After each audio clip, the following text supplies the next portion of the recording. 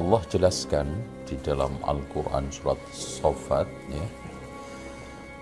Surat As-Saffat ini mengurut dari Nabi Nuh alaihissalam, ya. Walaqad nadana Nuhun fala ni'mal mujibun,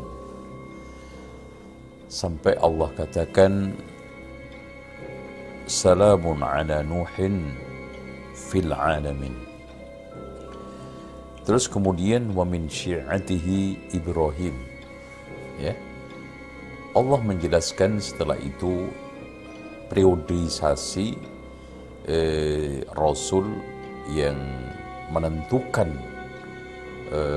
dakwah di muka bumi ini setelah Nabi Nuh adalah Nabi Ibrahim. Karena memang di situ titik-titik, kalau kita ujian, kisi-kisi paling penting di situ. Makanya Rasulullah mengatakan Nabi Nuh itu awwalu rasulin, Rasul pertama arsalahullahu lin ilan nas, kan gitu. Nabi Ibrahim sebagai Abul Anbiya. Kemudian setelah itu ada periode yang sangat menentukan sekali, yaitu Musa Harun. Bahkan nabi-nabi setelahnya itu hampir mengaktualisasi ajaran Nabi Musa. Dari wafatnya Nabi Musa diganti Yusha' bin Nun, terus kemudian diganti oleh Hizkil yang tidak lain adalah Zulkifli. Nanti insya Allah kita akan bahas. Yang setelah itu adalah Ilyas. Nah, kemudian sezaman dengan Ilyas adalah Yasa'. Bahkan Yasa' ini muridnya Ilyas. Nah, habis itu Nabi Daud Sulaiman, walaupun ada yang mengatakan bahwa Nabi Ilyas ini periodenya setelah Nabi Sulaiman. Oke. Nah, Allah katakan walaqad mananna, ya. Di sini berarti minnah. Walaqad mananna ala Musa wa Harun wa najjaynahuma wa qaumahuma minal karbil adim. Sama juga Allah katakan kepada Nabi Nuh juga minal karbil adim, karena ujian Nabi Musa sama Nabi Nuh itu sama-sama berat, ya. Dan di sini akhirnya Allah Subhanahu wa Ta'ala katakan, ya, Masya Allah, ya, satu minnah, satu pemberian yang Allah Subhanahu wa Ta'ala tidak berikan kepada yang lainnya. Wa atainahumal kitabal mustabin, ya, yang akhirnya itu dilanjutkan oleh nabi-nabi yang lainnya. Wa hadainahumas siratal mustaqim, jadi kan gitu. Nah, baru setelah itu Allah menyoal inna Ilyasa laminal mursalin. Jadi di dalam ayat 123 dari surat As-Saffat itu jelas memberikan satu penegasan, Ilyas itu bukan hanya nabi tetapi mursalin. Nah, siapa beliau? Di sini ahlun nasab pada berbeda pendapat. Ada yang mengatakan, terutama Imam Ibnu Katsir, Ilyas itu sama dengan Ilyasin. Oh, yang disebutkan di Quran itu, iya, karena nanti di akhir daripada ayat ini Allah Subhanahu wa Ta'ala tegaskan sangat jelas salamun ala Ilyasin. Iya. Itu kan gitu, karena orang Arab itu menambahkan nun di dalam beberapa nama itu banyak sekali. Itu, ya, Israel itu kadang dibaca oleh orang Arab Israil, Ilyas, Ilyasin. Taib. Ada yang mengatakan, dan ini disandarkan kepada Abdullah ibnu Mas'ud, bahwa Ilyas itu Idris. Pasalnya alasannya ketika Rasulullah Isra Mi'raj ketemu Nabi Idris, itu mengatakan ya,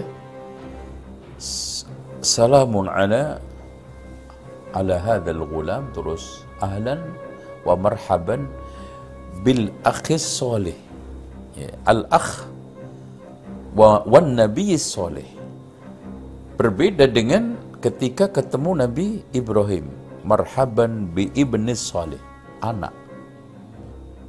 Tapi di sini dikatakan akh, seperti ketika ketemu Nabi Isa, ketika ketemu Nabi Musa, al-akh. Karena memang di sini sama-sama punya nasab kepada Nabi Ibrahim. Ya, jadi polemik yang sangat sama sekali tidak bisa diselesaikan. Makanya di antara al-mu'arrikhun, di antara ahli sejarah tidak bisa mengusut periodisasi Nabi Ilyas ini tahun berapa. Ya, kan gitu. Tetapi kalau beliau ini setelah Hizqil, berarti kan Nabi Musa itu kan diutus lahir tahun 1416, wafat tahun 1336. Kemudian setelah itu Yusha' bin Nun, ya. Kemudian setelah itu Hizqil, yaitu Zulkifli, ya, kurang lebih 1000 tahun sebelum Masehi. Makanya Nabi Daud itu antara tahun itu, Daud Sulaiman itu kan satu masa masih hidup dua-duanya itu tahun 953 Masehi kurang lebih. Ya, tahun-tahun ini. Ya, inilah kalau kita itu ingin mencoba untuk mengetahui kapan. Nah, beliau dikatakan oleh Imam Ibnu Katsir adalah Ilyas bin Ilyasin, ya, bin Khunfas bin Ais bin Azir ibn Harun ibn Imran. Berarti turunan Nabi Harun. Itu kan gitu. Walaupun ada yang menyingkat bahwa langsung bahwa beliau ini Ilyas bin Yasin bin Harun. Jadi periodenya lebih pendek di sini. Itu Ibn Imran, ya. Karena di sini Nabi Harun sama Nabi Musa itu saudara beda ibu. Itu kan Imran ini punya 2 istri. Istri satu melahirkan Nabi Harun, istri satunya melahirkan Nabi Nabi Musa. Makanya ketika mau dibanting oleh Nabi Musa, ya bena la ta'khud bilihyati, kan gitu. Atau yang mengatakan bahwa sebetulnya di sini Imran itu punya 1 istri, tapi sebelum menikah itu membawa Harun. Sebelum menikah dengan Imran ini, Harun. Nah, setelah menikah dengan Imran ini punya anak Nabi Musa. Berarti di sini seibu. Itu wallahu a'lam bishawab. Jadi itu kalau kaitannya dengan nasab. Nah, selanjutnya Ustaz, kita ingin tahu nih, kan tadi sudah dijelaskan, Ustaz sudah menyebutkan ayat surat As-Saffat tadi, ayat 123-nya, bahwa Nabi Ilyas itu ya termasuk minal mursalin, termasuk Rasul, ya. Nah, kita ingin tahu Ustaz, sebagaimana kita ketahui Rasul itu kan memang punya visi misi berdakwah, risalah kepada umat. Nah, apa sebenarnya visi misi Nabi Ilyas, Ustaz? Apakah ada sesuatu visi yang baru atau melanjutkan Nabi sebelumnya, tadi Ustaz ceritakan Nabi Zulkifli kah, atau dari bahkan Nabi Musa kah? Ya, kalau kita melihat dari visi misinya, jelas melanjutkan risalahnya Nabi Musa. Karena menarik juga di dalam kitab Tafsir Al-Baghawi, beliau menurunkan Israiliyat yang cukup panjang. Jadi ternyata dalam proses kan dia dikejar-kejar oleh raja karena mau dibunuh itu, ketemu juga salah satu tempat persembunyian itu ibunya Nabi Yunus. Ya, jadi ini berarti nabi-nabi ini semua juga membawa risalahnya Nabi Musa alaihissalam. Jadi misi yang dibawa tidak lain adalah misi tauhid, ya, seperti yang telah ditegaskan oleh Allah Subhanahu wa taala ketika mengomentari tentang Nabi tadi subhanallah, Nabi Ilyas, ya. Di sini beliau mengatakan idz qala liqaumihi ala tattaqun, ya, atad'una ba'lan. Ini jadi ajakan dakwah utama pertama, visi misi adalah mengajak umat ini untuk bertakwa kepada Allah, mentauhidkannya dan memerangi kesyirikan dari masa ke masa. Karena subhanallah, ya, ini suatu hal yang menjadi satu rahasia umum, ya. Kenapa hampir setiap umat itu cenderung ada kesyirikan, ada berhala yang disembah dan melalaikan Tuhan, sehingga harus hadir seorang rasul atau utusannya rasul, para ulama da'i kalau sekarang, karena hati manusia itu lebih tertaut kepada hal-hal yang sifatnya syirik ternyata. Ya. Hati manusia itu lebih condong kepada godaan setan. Makanya di sini atad'una ba'lan wa tadaruna ahsanal khaliqin. Masya Allah. Nabi Ilyas menekankan tauhidur rububiyah ahsanal khaliqin agar mempermudah untuk mengetuk nurani mereka, agar mempermudah untuk membuka, ya, fitrah mereka bahwa tauhid rububiyah itu tidak diingkari oleh siapapun. Dari sini juga kita bisa simpulkan bahwa tauhid rububiyah melazimkan kita untuk mentauhidkan uluhiyah. Ya.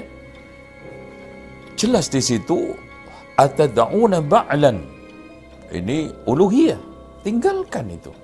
Wa tadharuna ahsanal khaliqin. Bahwa kalau kamu tahu, faham bahwa Allah itu sebaik-baik pencipta, dan itu pernah juga ditanyakan oleh Rasulullah kepada orang Quraisy, kufar Quraisy, ya, ketika wala in sa'altahum man khalaqas samawati wal arda la yaqulunna Allah, ya, kan gitu.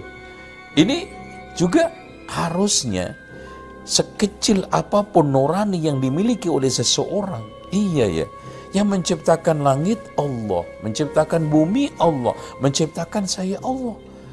Lah apa alasan saya untuk tidak menyembah Allah, mengabdi kepada Allah, memberikan satu yang paling tulus kepada Allah? Makanya Allah juga ingatkan kepada umat ini, ya ayyuhan nasu ubudu rabbakumul ladzi khalaqakum walladzina min qablikum khalaqakum. Jadi tauhidul khalqi, tauhidur rububiyah melazimkan kita untuk mikir sedikit, pasti akan mewujudkan mudah untuk bertauhid uluhiyah. Makanya ketika Rasulullah SAW ditanya juga, ayu dzambin a'zam ya Rasulullah, dosa yang paling agung itu apa wahai Rasulullah? Anta ja'ala lillahi niddan wa huwa khalaqaka. Nah ini itu, engkau menjadikan Allah tandingan sementara Dia menciptakan kamu.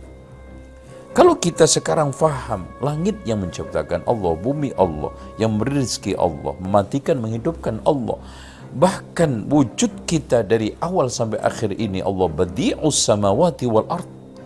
Konsekuensinya apa patut kita menyembah ba'lan bagi umatnya Ilyas, la ta'uza manat bagi umatnya Nabi Muhammad Quraisy?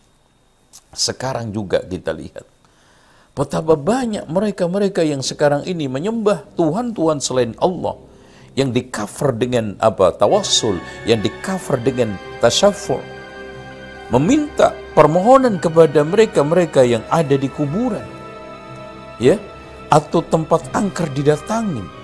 Gua-gua yang sekarang ini diyakini sebagai gua yang angker dijadikan sebagai tempat untuk semedi, untuk mengabulkan hajat kebutuhan. Bukankah itu sama?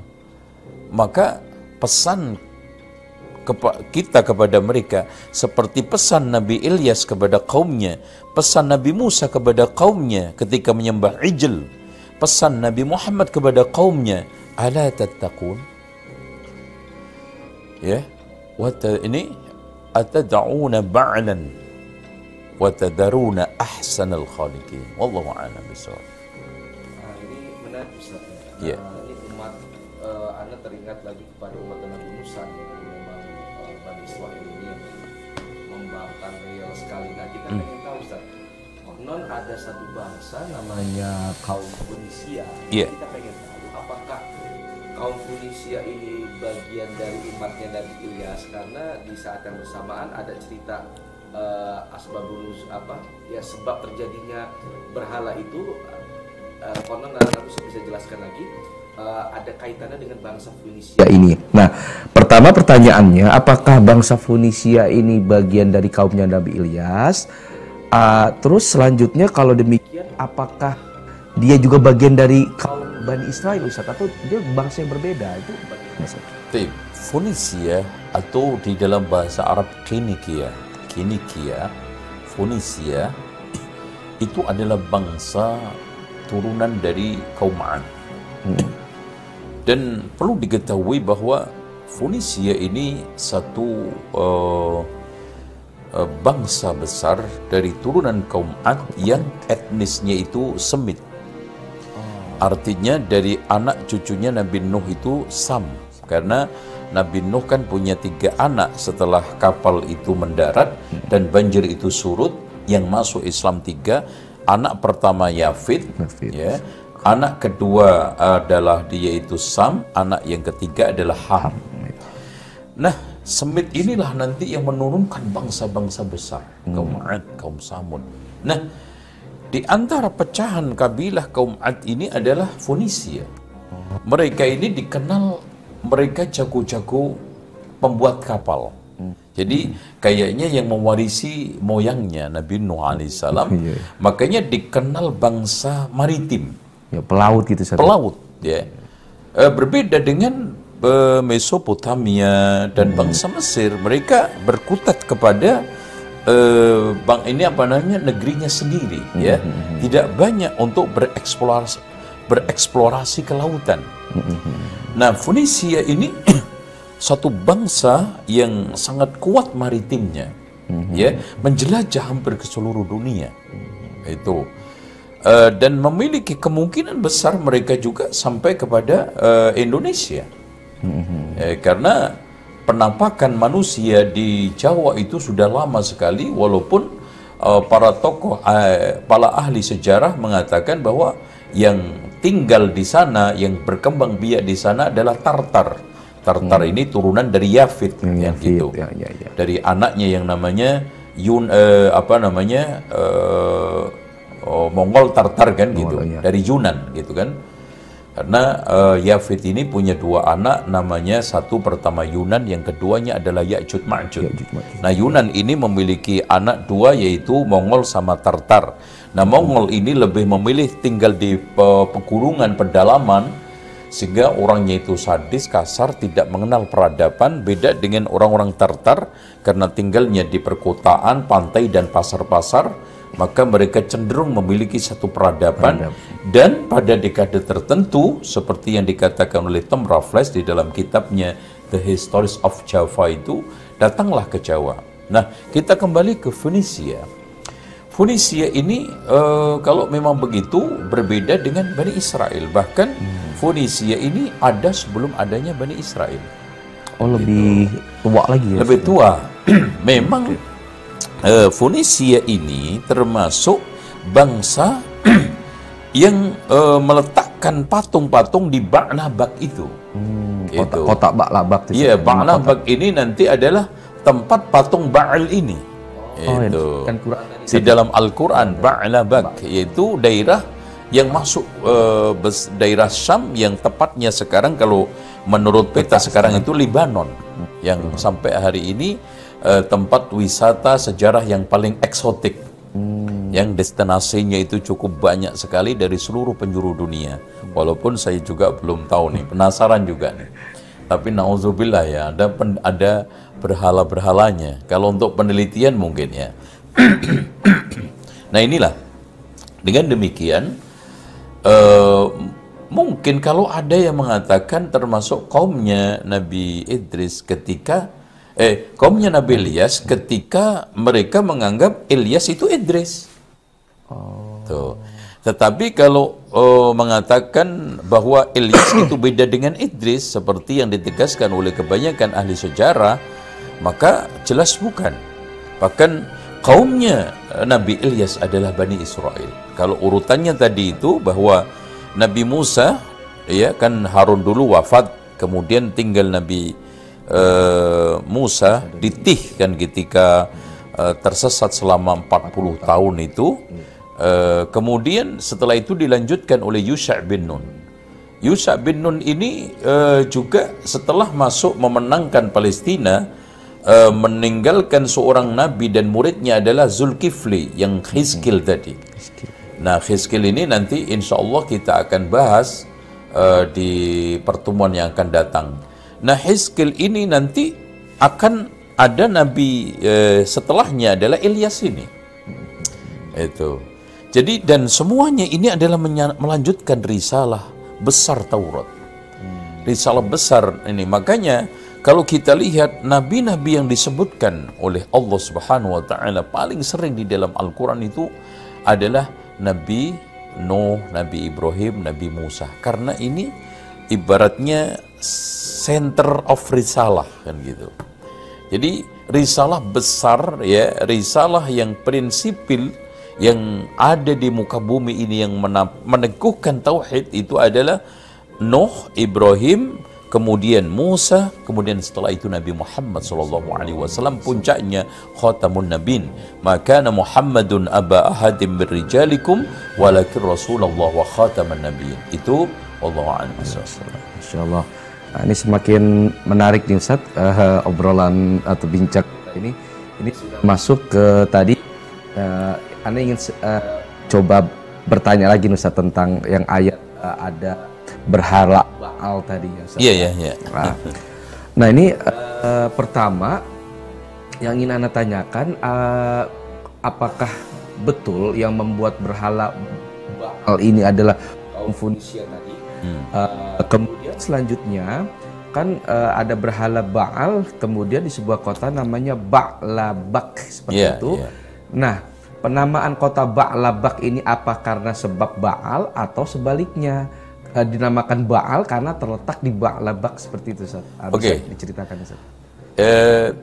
Di dalam kitab orang-orang Yahudi itu disebutkan Ba'labak ya dengan qaf. Itu Balbak kalau di dalam bahasa Inggrisnya ya.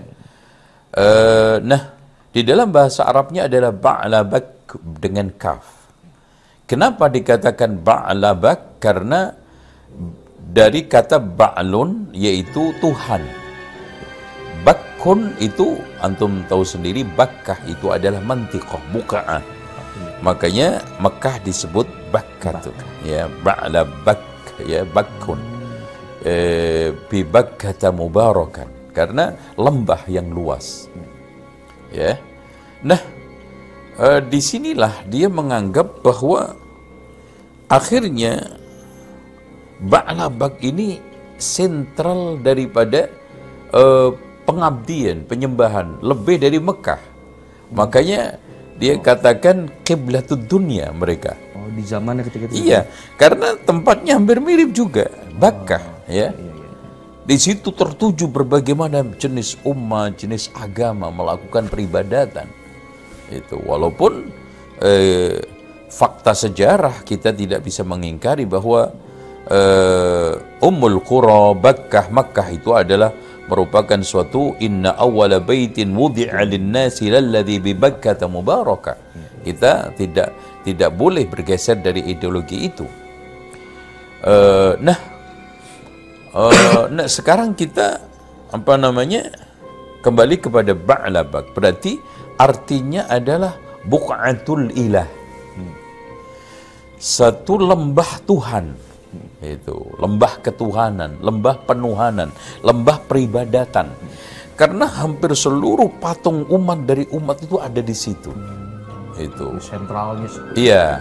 Nah, akhirnya di sini apakah di situ dikatakan ba'labak setelah ada ba'lun itu, atau memang karena tempat itu sehingga semua patung di situ dikatakan ba'al? Nah, itu tampaknya dari nama Ba'lun itu adalah Tuhan, ya, dari sejak dulu. Jadi semua patung-patung yang dituhankan di situ itu diberi gelar Ba'lun. Nah, tempatnya Bakkah, sehingga akhirnya nama itu bergulir, dikenal dari masa ke masa Ba'labak. Apa artinya? Tempat Tuhan, ya, tempat di mana di sana ada beberapa Tuhan yang diwariskan dari umat ke umat. Coba bayangkan itu. Dari Fonisia juga punya situ. Kaum-kaum manapun juga ada di situ. Sampai akhirnya pada zaman umatnya Nabi Ilyas ada juga. Ini dengan demikian penamaan Ba'labakun itu aslinya karena tempat itu ada persembahan kepada Tuhan-Tuhan yang dalam bahasa mereka Tuhan itu Ba'lun, ya, wallahu a'lam. Baik Ustaz, nah selanjutnya begini Ustaz, kaum Nabi Ilyas ini kan tadi Ustaz sudah singgung juga menolak, bahkan mencemooh nih Nabi Ilyas, sampai Nabi Ilyas nih sudah sedemikian keras mendakwahi mereka, diabadikan dalam Al-Quran tadi Ustaz sebutkan surat As-Saffat 123 sampai 126 bahwa Nabi Ilyas menyerukan kepada kaumnya, kenapa kamu menyembah berhala, kenapa kamu tidak bertakwa kepada Allah, bahwasanya Allah itu kan sebaik-baiknya pencipta. Mungkin kaumnya ini kan nggak terima dengan dakwahnya, akhirnya Nabi Ilyas dimusuhi, bahkan dicemooh, dicari-cari. Kemudian Ustaz tadi sedikit menceritakan, akhirnya Nabi Ilyas kabur, pergi, hijrah lah apa namanya. Nah ini apakah peristiwa perginya Nabi Ilyas ini ada kemiripan dengan misalkan cerita Nabi yang ditelan ikan, Yunus, Nabi Yunus kah seperti itu? Kemudian kalau Nabi Yunus kena tegur Allah, Nabi Ilyas, dan ini bagaimana Ustaz setelah pergi, nah terus bagaimana? Iya, memang setelah dia mengatakan atad'una ba'lan wa tadharuna ahsanal khaliqin Allah rabbakum wa rabba abaikumul awwalin, ya, apa reaksi kaumnya? Fakadzabuhu, itu kan gitu. Fa'innahum la muhdharun, nanti mereka semua yang mendustakan akan dihadirkan oleh Allah. Baik. Jadi begini, sebelumnya di sini kan ada Nabi Zulkifli, ya, yang Hizkil tadi yang sudah berhasil dibunuh karena melarang-larang mereka yang menyembah Ba'al ini. Berarti Ba'al ini sudah lama. Sudah lama istilah itu Tuhan. Nah, kemudian akhirnya di antara sekian umat ini didakwahi oleh Nabi Zulkifli ini berhasil, yaitu Raja Ajib. Jadi daerah-daerah ini memang hampir mirip kalau kita sebutkan itu daerah federasi. Jadi likulli mantiqatin itu ada malikun, raja. Jadi raja-raja kecil. Ya, raja. Nah, kebetulan ini di sini ada raja namanya Ajib yang memang tempat ini Ba'labak menjadi daerah kekuasaan dia. Gitu. Nah, didakwahi oleh Nabi Hizkil masuk Islam. Gitu, ya. Dan bahkan mentauhidkan Allah, berjihad dan yang lain. Cuma dia itu punya istri yang rusak, istri yang berkhianat. Nah, ini yang disinyalir wallahu a'lam bisawab, riwayat yang diturunkan oleh Nabi oleh Imam Al-Baghawi, ini yang membunuh Nabi Yahya juga, perempuan ini. Karena perempuan ini diberikan oleh Allah umur panjang, mu'ammaratun. Istrinya Raja Ajib tadi. Ajib ini, ya, termasuk membunuh Zulkifli. Itu termasuk yang memakar supaya suaminya membunuh Nabi Ilyas ini. Itu. Nah, setelah Hizqil itu meninggal dunia, dilanjutkan oleh Nabi tadi Ilyas. Di sini dilanjutkan dakwahnya, ya. Namun sayangnya di sini istrinya ini lebih keras lagi memfitnahnya. Di mana katanya bahwa Ilyas ini menghina suaminya. Dihasut. Akhirnya apa? Rakyat ini dihasut, rakyat ini dibikin berita hoax bahwa Nabi Ilyas ini patut untuk dibunuh. Akhirnya dibawa ke kerajaan, setelah itu diadili. Kan gitu. Nah, ketika suaminya datang, itu, kenapa kamu begini-begini? Itu, wah, ini ada masalah begini, ada pengkhianatan begini. Jangan. Dia orang soleh. Nah, ada lagi peristiwa seorang yang soleh, ya, juga tetangganya ini Ajib, dimakar oleh istrinya dan akhirnya terbunuh. Ya. Nah, dari sinilah akhirnya muncul kerjasama antara tetangganya Ajib yang soleh dengan Nabi Ilyas dan akhirnya terbunuh. Nabi Ilyas melanjutkannya misi tersebut. Dan akhirnya lambat laun, ya, namanya seorang suami akan lebih percaya kepada istrinya, ya, akan lebih percaya kepada istrinya. Akhirnya Nabi Ilyas dikejar-kejar. Tuh. Bersembunyilah beliau di pegunungan. Nah, di sini mulai di Ba'al, perlu diketahui bahwa Ba'al ini bisa bicara.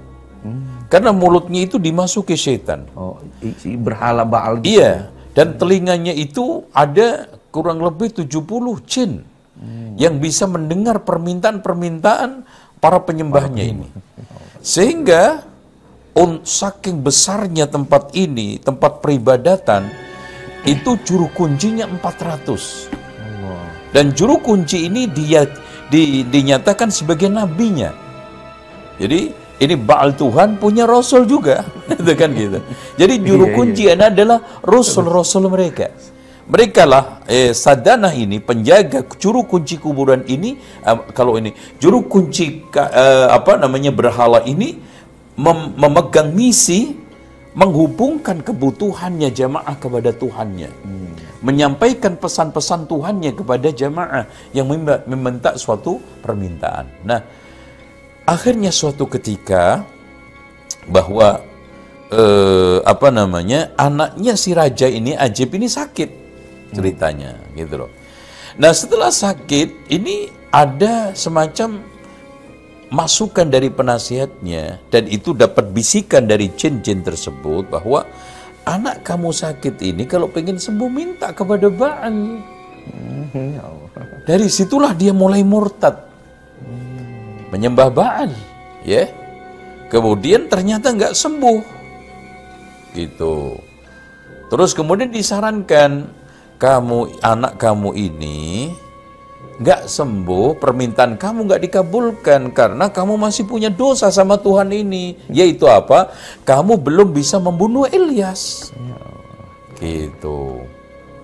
Terus bagaimana saya bisa membunuh anak saya masih sakit begini? Itu udah, kalau kamu pengen sekarang sembuh, berobatlah, mintalah kepada Tuhan yang ada di sana satu lagi. Itu akhirnya dia mengutus utusan, lewatlah satu gunung yang tempat persembunyian Nabi Ilyas. Itu akhirnya Allah perintahkan, turun kamu wahai Ilyas, dakwai mereka, jangan jadi ke sana. Suruh sembah kepada Allah Rabbakum wa Rabba abaikumul awwalin. Ternyata setelah itu dia gak jadi ke sana. Akhirnya dia dengar dakwahnya Nabi Ilyas, akhirnya kembali kepada rajanya. Akhirnya raja ini bersama istrinya membuat makar supaya bisa menangkap Ilyas, orang yang diutus ini pura-pura suruh masuk Islam, beriman, supaya turun. Itu akhirnya datanglah ke sana mengatakan, wahai Ilyas, dengan teriakan di hutan yang lebat itu, turunlah, kami ingin sadar masuk Islam, taubat ini, datanglah kami. Tapi ternyata Allah berikan wahyu Ilyas, coba sekarang ini uji dia, ya, berikan tanda. Akhirnya tandanya menunjukkan dia ini adalah orang-orang munafik, ini adalah penipuan. Akhirnya, kalau nanti saya kirimkan api ini mereka terbakar, berarti mereka itu adalah menipu kamu. Kalau enggak berarti tulus. Kirimkan api terbakar semua. Akhirnya dia datang. Mati semua, dikirimkan utusan yang kedua. Meralu juga tidak berhasil. Ya, karena tipu muslihat. Akhirnya disuruhlah datang seorang yang sudah beriman menjadi pengikutnya Nabi Ilyas, ya, dengan cara nifak, merayu Nabi Ilyas. Tapi Allah Subhanahu wa Ta'ala menjaga utusannya. Orang tersebut ternyata sampai ke gunung tersebut ketemu Nabi Ilyas, mengaku, sebetulnya saya sekarang ini bertugas untuk mengkhianati kamu, menipu kamu, tapi saya tahu ini merupakan suatu hal yang tidak benar. Wahai Nabi Ilyas, terserah. Kamu terima saya, taubat saya suruh kembali untuk memerangi mereka atau ngikut kamu, terserah. Akhirnya apa? Berdua datang kepada raja, mendakwai raja.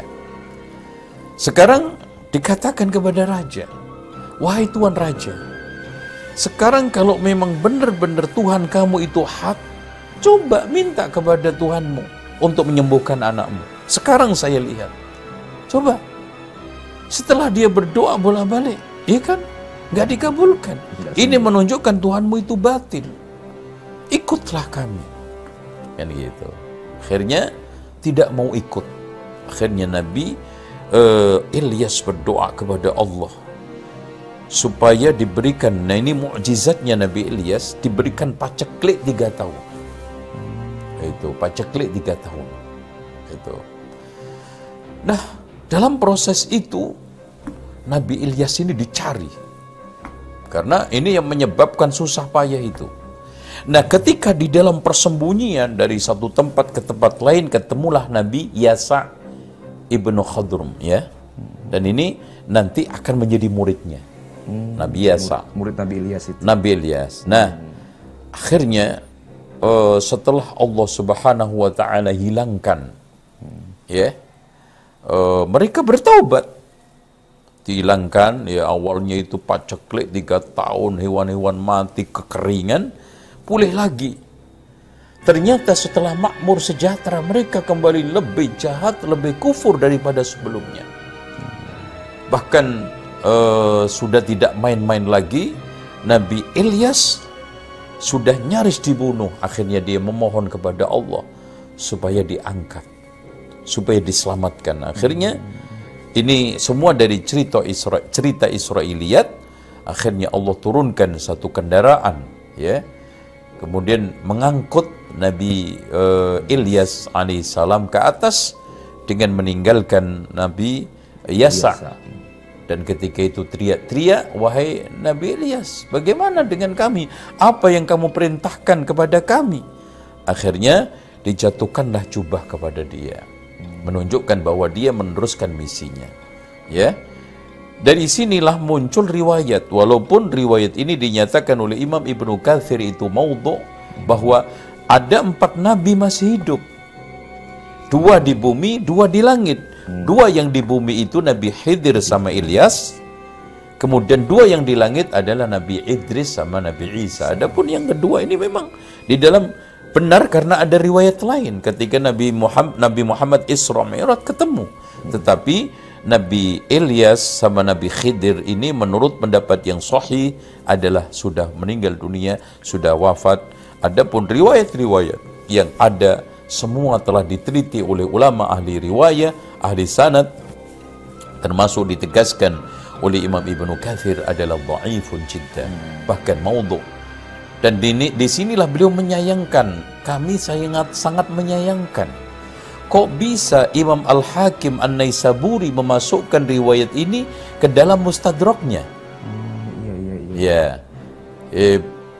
Sementara kitab mustadrak itu dinyatakan oleh beliau hadis-hadis sahih yang tidak disahihkan oleh Imam Bukhari Muslim tetapi memenuhi syaratnya.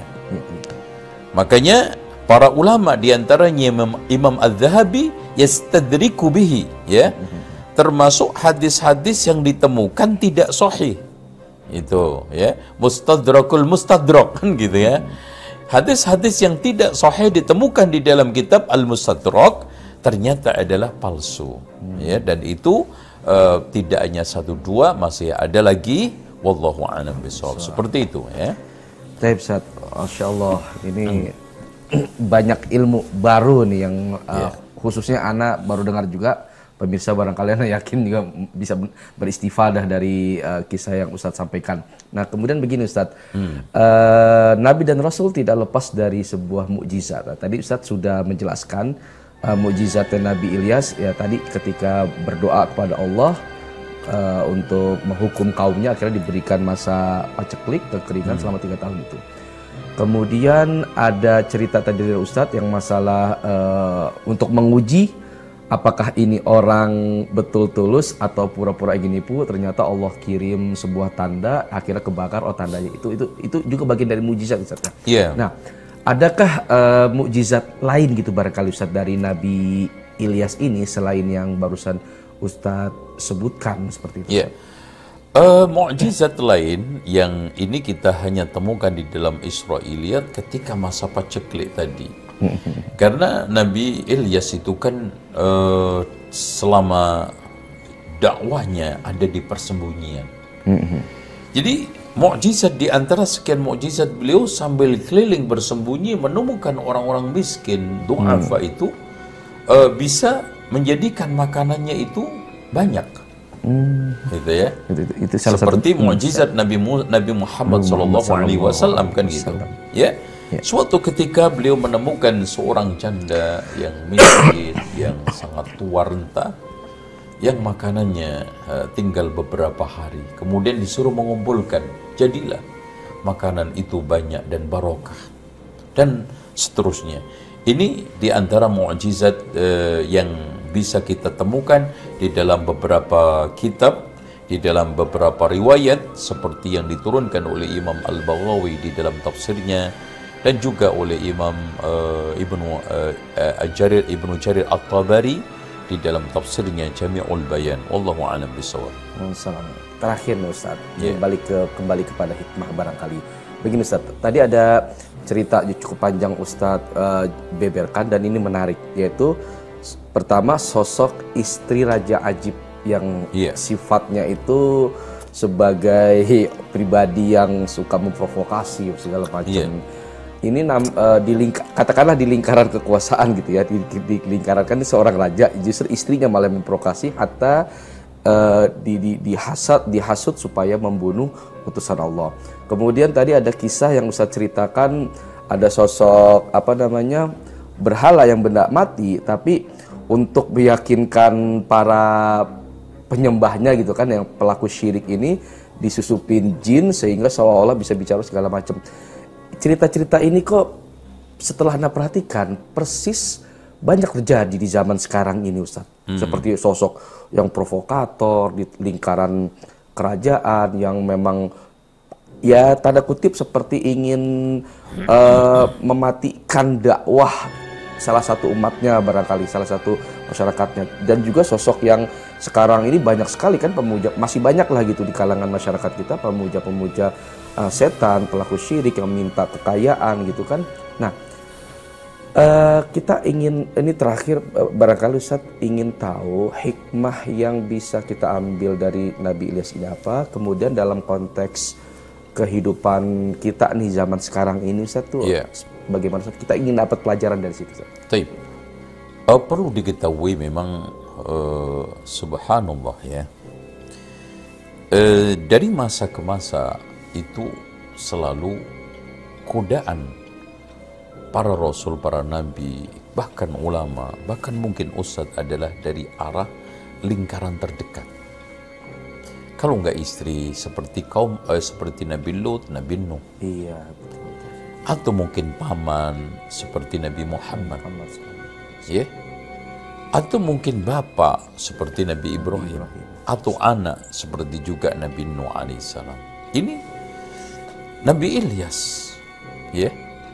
Dan ini musuh dalam selimut ini akan lebih susah daripada musuh yang terang-terangan. Karena dalam satu sisi ada tanggung jawab kedekatan, tapi ada satu sisi tanggung jawab permusuhan. Gitu. Harus memusuhi, tapi harus menyayangi. Ini sulitnya. Repot juga. Iya. Makanya inilah yang juga dialami oleh Asia. Dalam satu sisi harus menyayangi sang suami, tetapi dalam satu sisi harus memusuhi suami. Jadi posisi-posisi ini memang tidak mudah. Makanya mereka-mereka ini, para rasul, para nabi, dan orang-orang hebat ini subhanallah telah lolos di dalam ujian tersebut dan telah menjadi contoh. Makanya Rasulullah katakan, kamula minar rijal kathir, yang sempurna dari laki itu banyak. Walam yakmul minan nisa illa arba'un, tidak ada yang sempurna dari wanita kecuali 4. Asia, Maryam, Khadijah, Fatimah. Nah, dari sini kita bisa mengambil hikmah bahwa seorang da'i itu harus tetap waspada. Bahwa medan dakwah itu penuh dengan godaan dan intrik serta fitnah. Dan fitnah itu bisa internal. Dan paling berat adalah internal ataupun eksternal. Orang bisa tidur. Di tengah permusuhan itu masih bisa istirahat. Di tengah perlawanan dia itu masih bisa sempat untuk berpikir. Tapi kalau musuh dari dalam, ini istirahat susah, tidur juga susah, sempat berpikir juga kadang enggak. Dan yang jadi permasalahan dia itu tahu lika-liku setiap harinya.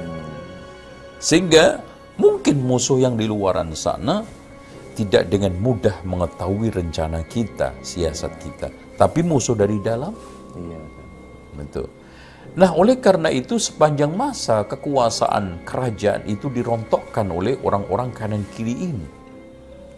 Yang berawal daripada penjilatan, kemudian berakhir kepada kesyirikan. Karena penjilatan itu merupakan suatu langkah yang salah. Untuk mengitari hal itu juga pasti dengan cara-cara yang salah. Di antaranya hubungan makhluk dengan cara kezaliman, hubungan mistik dengan cara kesyirikan. Ya kan gitu. Karena untuk menjilat itu kan dia harus mengamankan dua hubungan. Hubungan dengan manusia. Dengan cara apa? Kezaliman. Kalau nggak zalim dia nggak akan lancar penjilatannya. Dengan Tuhannya apa? Dengan cara kesyirikan. Karena kalau nggak syirik nggak lancar. Makanya kesyirikan, kezaliman itu selalu di dalam zaman ini bekerja sama. Makanya bahkan Allah katakan inna syirka la dzulmun adzim. Syirik itu zalim. Ya, syirik itu zalim. Walaupun zalim itu tidak otomatis syirik. Itu soal hikmah yang kita bisa petik. Oleh karena itu siapapun harus waspada. Karena seperti yang dikatakan oleh Rasulullah SAW bahwa setiap kekuasaan itu ada istilahnya hawashi, ada istilahnya adalah pembisik, ada istilahnya mereka itu orang-orang yang sekarang ini menjadi penasihat, raja, atau amir atau penguasa atau siapapun. Nah ini ada kadang-kadang penasihat yang jahat. Makanya kata Rasulullah akan mengarahkan seorang pemimpin itu kepada kejahatan. Ada sekarang penasihat yang baik, maka akan mengarahkan kepada kebaikan. Itu. Nah ini yang bisa kita petik daripada itu. Dan selanjutnya dalam masa ke masa ini terakhir bahwa kita tidak bisa pungkirin bahwa siapapun yang ingin meraih surga, khuffatil jannatu bil makari, sesuatu yang tidak enak. Siapapun yang sekarang ini melanjutkan misi Nabi, sama. Qul hadhihi sabili ad'u ila Allahi ala basiratin ana wa man ittaba'ani wa ma ana minal musyrikin. Selalu pengikut para nabi itu konfrontasi kepada kesyirikan. Selalu konfrontasi kepada kemusyrikan. Dan berhadapan oleh orang-orang dengan musyrikun. Mau nggak mau. Sadar atau tidak sadar, terima atau tidak terima, resiko dakwah dari masa ke masa, dari zaman Nabi Nuh, kemudian setelah itu Nabi Ibrahim bagaimana dengan bapaknya dan patungnya, kemudian Nabi Musa, Nabi Harun, dan nabi-nabi setelahnya, dan juga Nabi Muhammad, konfrontasi utama adalah dengan kesyirikan dan orang-orang musyrikun. Qul hadhihi sabili ad'u ila Allahi ala basiratin ana wa man ittaba'ani wa ma ana minal musyrikin. Itu yang harus kita fahami. Wallahu a'lam bishawab. Insyaallah, alhamdulillah Ustaz, sudah 1 jam kita lalui. Nampaknya coba kita break terlebih dahulu, nanti akan ada sesi tanya jawab Ustaz, insyaallah.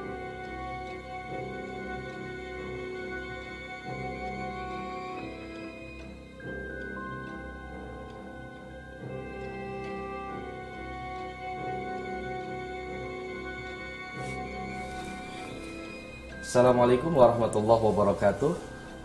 Baik, jumpa kembali pemirsa IHBS TV dimanapun Anda berada. Kita sampai kepada sesi tanya jawab. Baik Ustadz, di sini ada sudah ada pertanyaan nih dari jamaah. Dari Bapak Abdullah di Perumnas 3 Bekasi. Pertanyaannya ada 3, sekaligus saja saya Anda bacakan. Yang pertama, apa sajakah mukjizat Nabi Ilyas alaihi salam? Lalu yang kedua, dan mengapa para nabi dan rasul selalu mulai dengan dakwah hanya menyembah kepada Allah? Yang terakhir, lantas apa hikmahnya? Demikian. Perlu diketahui bahwa mukjizat Nabi Ilyas sebagaimana yang telah saya uraikan tadi akan saya sampaikan secara ringkas. Yang paling menonjol adalah dia berdoa kepada Allah setelah semua sudah tidak ada daya upaya, la haula wa la quwwata illa billah, kecuali memohon kepada Allah, seperti Nabi Nuh, ya, walaqad nadana nuhun fala ni'mal mujibun. Akulah yang paling sebaik-baiknya mengabulkan doa itu. Ini juga sama, akhirnya Allah turunkan paceklik 3 tahun. Yang paceklik itu habis-habisan, hewan pada kurus mati, ladang sawah kebun kekeringan, pohon-pohon sudah hampir nyaris habis, dan orang di mana-mana terjadi kelaparan. Makanya proses persembunyian Nabi Ilyas itu sambil sembunyi berdakwah, dan tadi mendatangkan mukjizat berikutnya, yaitu siapapun yang dalam kondisi sangat mengenaskan dan dia mengikuti dakwahnya, makanan-makanan yang sudah habis itu diperbanyak oleh Allah Subhanahu wa taala sebagai mukjizat Nabi Ilyas alaihissalam. Kemudian ketika berada di gunung tadi, ingin dimakar, ditipu daya, muslihat oleh musuhnya, maka Allah hadirkan api sebagai tanda mereka itu tulus atau tidak tulus. Ini mukjizat. Nah, yang kedua tentang masalah kenapa para rasul, para dai ini, para nabi itu menekankan tauhid. Dan at-tauhidu awalan bahkan wa akhiran. Karena man mata wa huwa ya'lam annahu la ilaha illallah dakhala al-jannah. Subhanallah. Jadi tauhid adalah awal dan akhir kehidupan. Ya. Akhir, man mata wa huwa ya'lam, man qala fi akhir kalami la ilaha illallah dakhala al-jannah. Nah, di sini ditegaskan oleh lamia.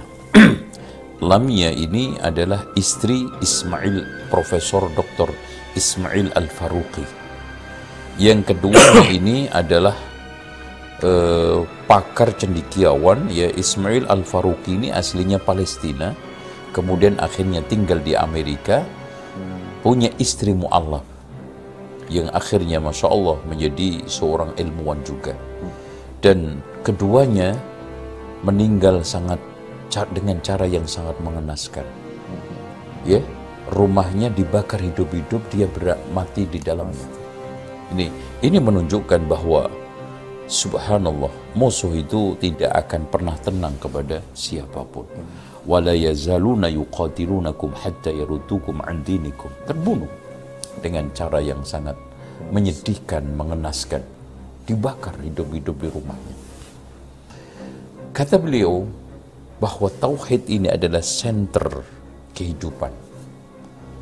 Oleh karena itu, hendaknya siapapun itu menjadikan tauhid itu sebagai starting awal di dalam mengawali segala sesuatu dan stasiun akhir dari segala sesuatu.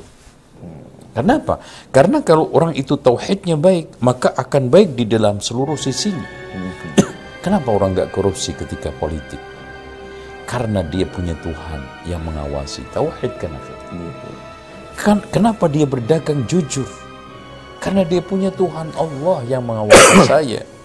Sampai dia kenapa tidak mau muamalah dengan riba? Karena riba itu dikutuk oleh Allah Subhanahu wa taala. Kenapa berumah tangga dia tidak berkhianat, selingkuh? Karena Allah Subhanahu wa taala. Karena la ilaha illallah, tidak ada Tuhan yang berhak disembah kecuali Allah. Dengan dihayati dengan baik, maka orang itu akan menjadi baik di dalam seluruh lini kehidupan. Makanya betul kata beliau tadi, Lamia, bahwa siapa yang tauhidnya baik, maka dia akan baik di dalam seluruh lini kehidupan.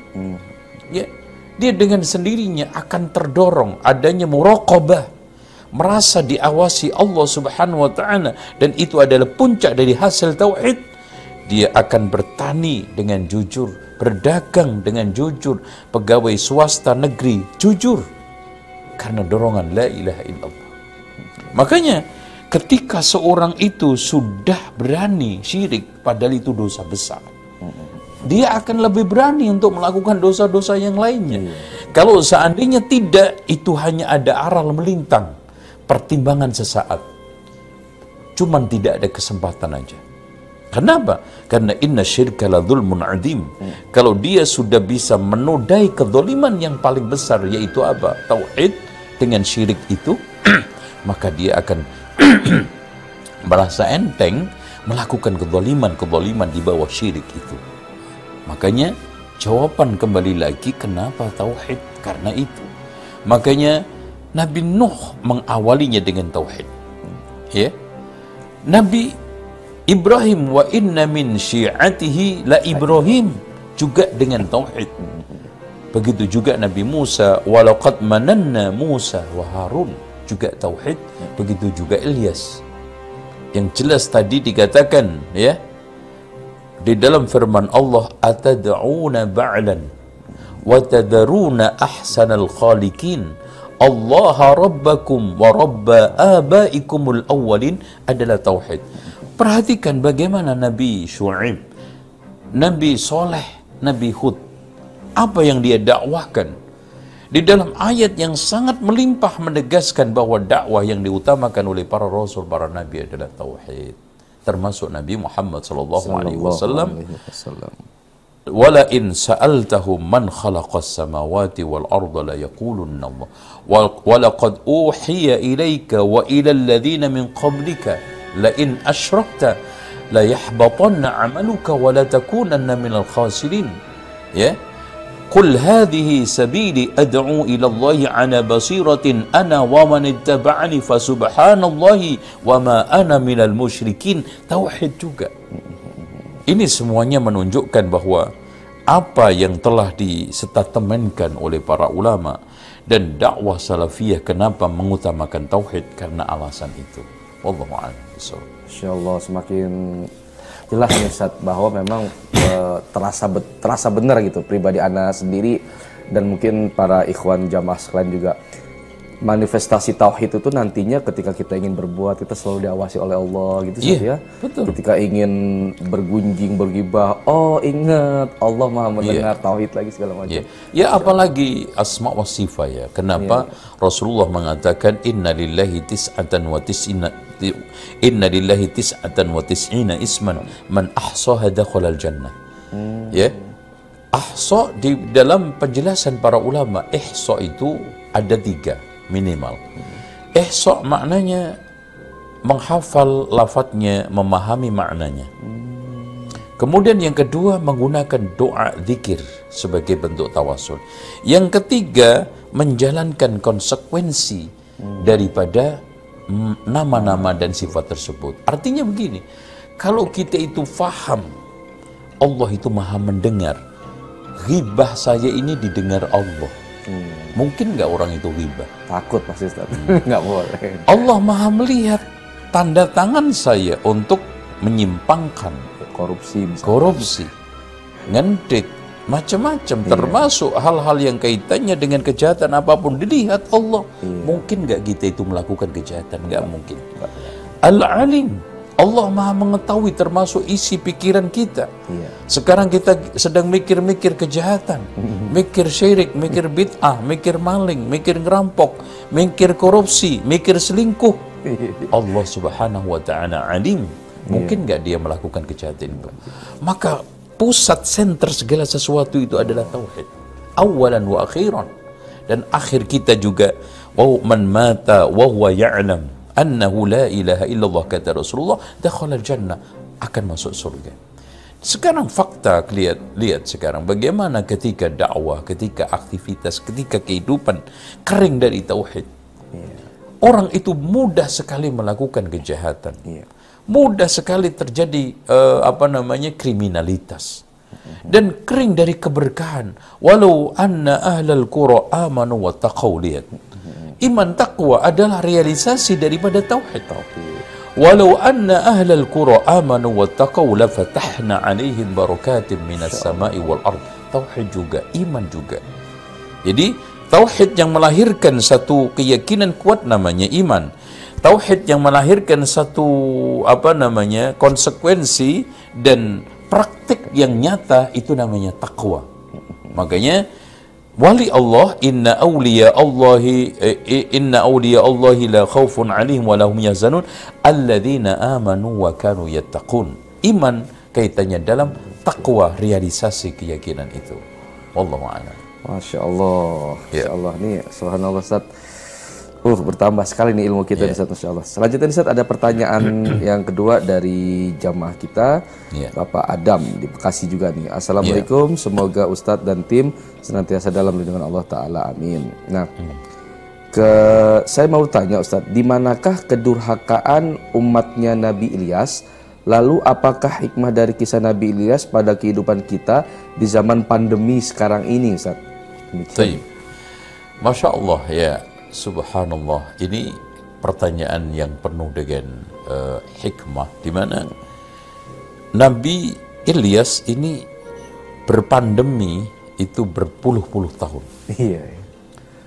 Mengurung diri dalam persembunyian, pindah dari satu tempat ke tempat lain, nggak pernah kafe, nggak ada mall. Kita pandemi masih kafe, masih mall. Ya kan? Masih bisa nyantai, gelak tawa. Ini subhanallah, ini hikmah. Makanya di dalam kondisi seperti ini kita itu harus ambil positifnya, ambil baiknya. Kenapa? Karena ketika kita bicara masalah ujian, ada yang lebih berat. Makanya siapa yang diuji sakit, ingat ujiannya Nabi Ayub. Siapa yang sekarang ini diuji dengan berbagai macam celaan, cemoohan, ingat sekarang Nabi Muhammad. Siapa yang sekarang ini diuji dengan kemiskinan, kemelaratan, ingat dengan sekarang ini Nabi Ayub, sudah sampai istrinya itu jual rambut untuk merawat suaminya itu. Kalau sekarang diuji dengan berbagai macam hidup yang sangat sempit, gelap dan yang lainnya, ingat Nabi Yunus bagaimana? Hidup dari cobaan ke cobaan, ya. internal eksternal. Ingat sekarang Nabi Yusuf alaihissalam. Dari hikmah yang kita petik adalah ternyata di tengah musibah kita itu masih berhak untuk bersyukur. Alhamdulillah. Ya. Tentang masalah kaitannya dengan di masa pandemi sekarang ini, ya kita banyak cara untuk menjadikan energi positif, ya. Kita mengikuti kajian lewat YouTube seperti ini. Kita mungkin membaca buku, membaca Al-Quran, bertahajud, ya.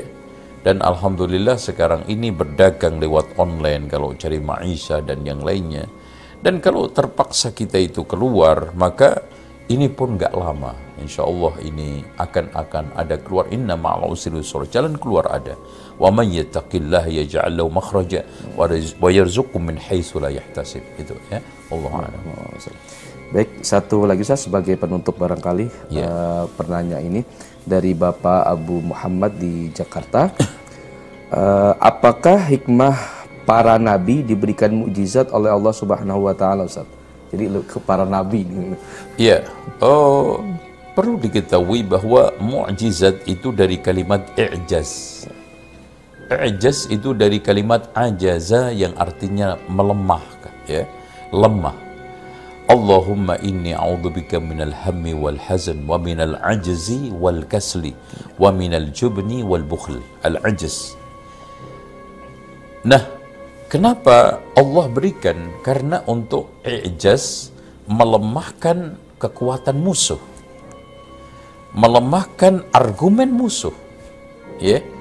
Yang Allah katakan inna kaida syaitani kana dha'ifa. Makanya mukjizat para rasul, para nabi itu selalu disesuaikan dengan apa yang populer, apa yang fenomenal, apa yang menjadi kebanggaan mereka. Ketika kebanggaan kaumnya Nabi Musa adalah sihir, Allah hadirkan tandingannya sihir, tongkat menjadi ular. Ketika sekarang ini kaumnya Nabi Ibrahim itu kesaktian, maka dibakar tidak mempan Nabi Ibrahim. Ketika umatnya Nabi Muhammad itu bangga dengan sastra, maka i'jazul Quran dihadirkan oleh Allah dengan satu sastra yang sangat tinggi yang tidak bisa pernah dicapai oleh manusia. Inna a'tainakal kautsar fasalli li rabbika wanhar inna syani'aka huwal abtar. Jadi bagaimana? Meskipun mereka mencoba untuk menyaingi, ya. Ada yang menyaingi surat Difda, wa ma adraka ma Difda, ya. Ada surat Al-Fil, wa ma adraka mal fil, unuquhu tawil wa jismuhu kabir wa khurtumuhu tawil wa dhailuhu qasir.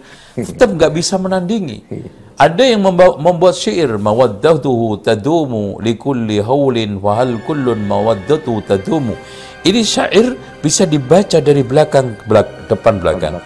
Mawaddatuhu tadumu likulli haulin fa hal kullun mawaddatuhu tadumu. Dari belakang juga mawaddatuhu tadumu. Allah tandingi, ya, di dalam Al-Qur'an, ya. Wali rabbika fakabbir. Rabbika fakabbir. Ro'ba kaf ba ro. Nah, sama. Li rabbika fakabbir, rabbika fakabbir, dari depan belakang, bahkan lebih singkat, lebih pendek, bahkan hampir satu kalimat. Rabbaka fakabbir, rabbaka fakabbir. Dibaca dari belakang juga rabbaka fakabbir, di belakang juga rabbaka fakabbir. Ini enggak ada kalau Al-Qur'an. Nah, ini mukjizat, ya. Wallahu a'lam bishawab. Insyaallah Ustaz, kita sampai juga di penghujung acara. Terakhir barangkali kita minta kepada Ustaz sekaligus closing Ustaz, hikmah ataupun pesan dari cerita atau kisah Nabi Ilyas ini Ustaz. Fadhal Ustaz. Baik, alhamdulillah kita sampai pada penghujung acara di mana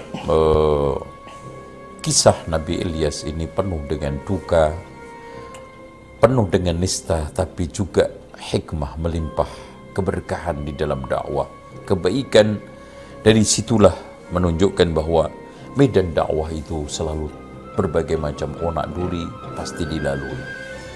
Kalau kita mengikuti para rasul, para nabi, termasuk Nabi Muhammad, pasti masuk ke dalam firman Allah, "Qul hadhihi sabili ad'u ila Allahi ala basiratin ana wa man ittaba'ani fa subhanallahi wa ma ana minal musyrikin." Dan kita juga pasti masuk ke dalam ranah yang telah dimasuki juga oleh Nabi Ilyas, fakadzabuhu fa innahum la muhdharun.